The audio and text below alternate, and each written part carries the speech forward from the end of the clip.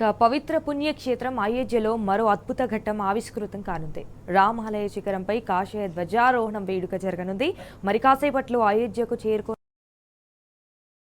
దర్శించుకోనున్నారు. అనంతరం ఆలయ శిఖరంపై కాషాయం పథకాన్ని ఆవిష్కరించుకున్నారు. అయితే లంబకోణ త్రిభుజ ఆకారంలో 10 అడుగుల ఎత్తు 20 అడుగుల వెడల్పుతో ఉన్న ఈ జెండా ఆలయ శిఖరంపై రెపరెపలాడనుంది.